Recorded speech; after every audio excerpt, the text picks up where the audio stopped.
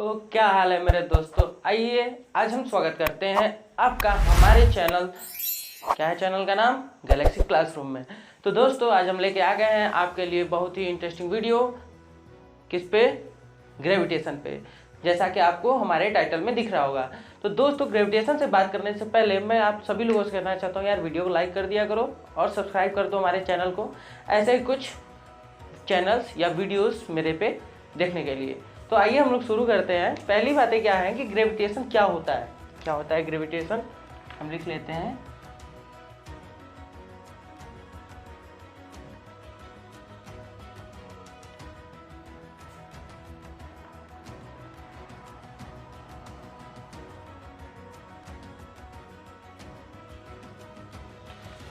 देखिए ग्रेविटेशन हम सभी लोगों को पता है कि आखिर ग्रेविटेशन, अब देखिए हम लोग अगर उसका नाम न ले फिर भी अगर हम लोग नॉर्मली कहें कि कोई भी वस्तु जब धरती के द्वारा खींची जाती है, अब ऐसा तो है नहीं कि जादू है धरती के पास कि नहीं कि अगर हम लोग ऐसे छोड़े तो धरती खींच नहीं रही है, धरती तो खींचती है। कोई भी वस्तु है अगर उसके रेंज में है तो उसे वो खींचने का प्रयास करती है।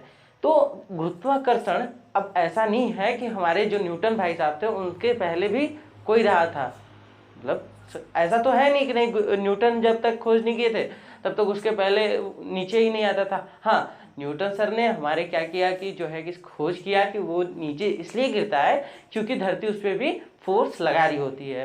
तो ग्रेविटेशन जानने से पहले हम ये जानेंगे क्या ये धरती ही लगा सकती है या कोई और भी बॉडी जैसे सूर्य लगा सकता है या फिर कोई और ग्रह जैसे मंगल बुध शुक्र, कोई और भी लगा सकता होगा शायद।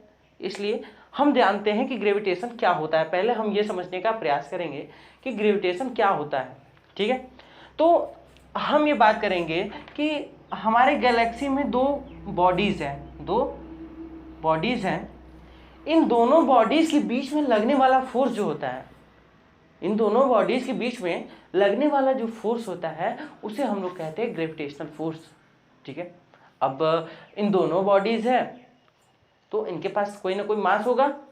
तो मान लेते हैं मास m1 और ये मास m2, ठीक।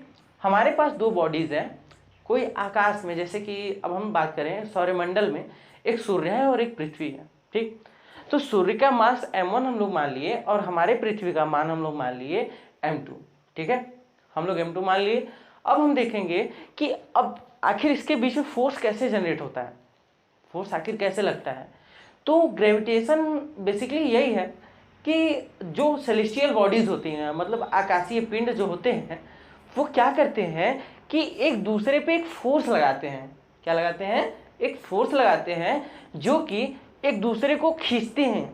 ऐसा नहीं है कि रिपेल भी करते होंगे, नहीं, सिर्फ अट्रैक्शन होता है। और जो सबसे ज़्यादा ताकतवर, जो सबसे ज़्यादा, जिसके पास सबसे ज़्यादा मास होगा वो किसी भी बॉडी को अपनी तरफ आसानी से खींच लेगा। बात समझ में आ रही है? जैसे कि हमारे पास सूर्य है और हमारे पास पृथ्वी है।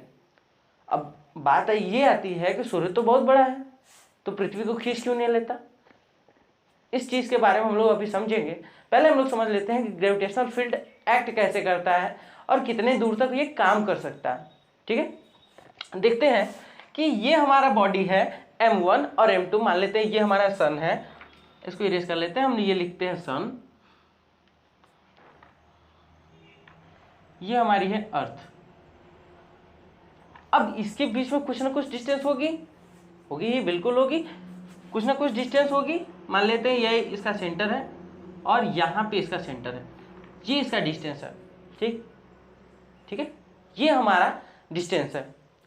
अब इन दोनों के बीच में लगने वाला जो फोर्स होगा, इन दोनों के बीच में जो लगने वाला हमारा फोर्स होगा, उसी फोर्स को हम लोग बोलते हैं ग्रेविटेशनल फोर्स।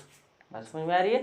ज़्यादा टफ नहीं है कि हम अगर नॉर्मल शब्दों में कहें तो ये हम कह सकते हैं कि दो आकाशीय पिंडों के बीच में लगने वाला जो फोर्स होता है उसे हम लोग ग्रेविटेशनल फोर्स या ग्रेविटेशन के नाम से जानते हैं, ठीक है। अगर इंग्लिश में हम लोग कहें कि the force acting between two celestial bodies is known as gravitational force.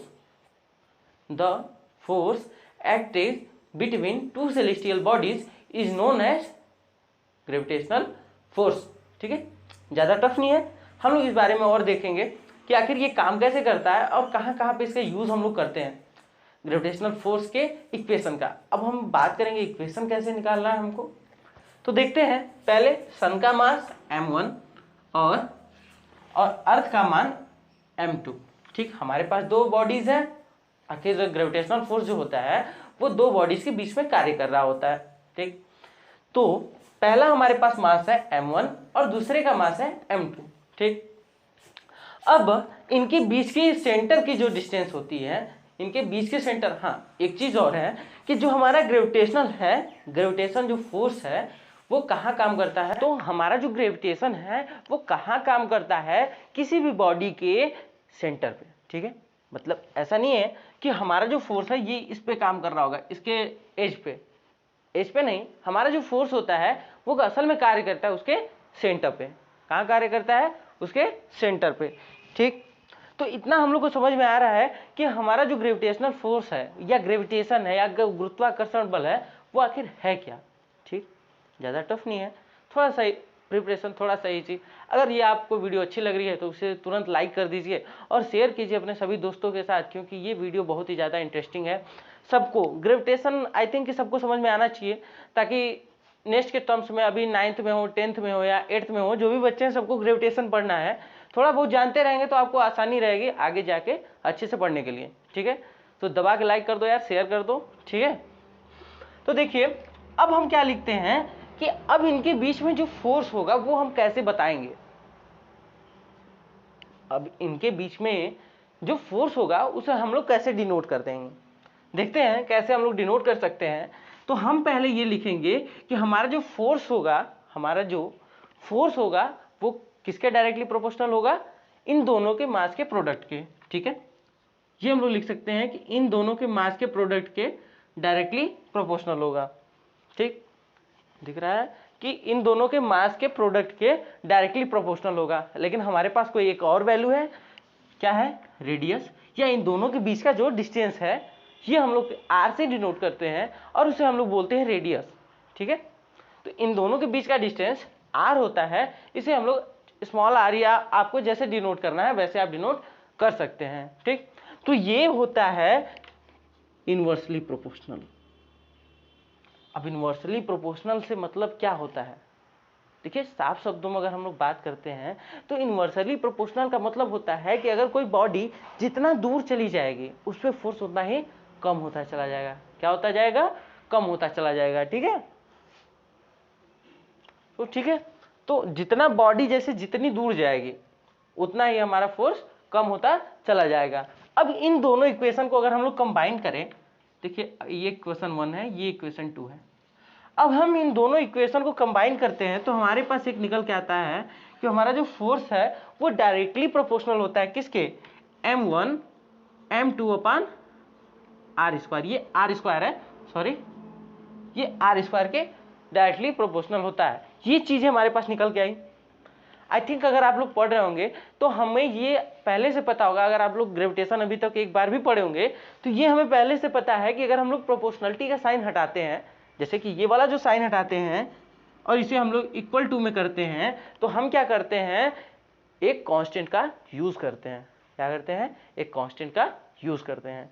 ठीक, तो हम इसको लिख सकते हैं F इज इक्वल्स टू के की जगह, अब यहाँ पे हमको ग्रेविटी का यूज करना है तो हम लोग G यूज करते हैं। बेसिकली इसमें G का यूज किया जाता है, G m1 m2 अपान r स्क्वायर। ठीक है, इस शॉर्ट वीडियो में बस यहीं तक, और आगे का जो हमारा लाइन है वो नेक्स्ट वीडियो मिलेगा आपको। तो इसी तरीके से हमारे इस प्लेलिस्ट को देखते रहिएगा।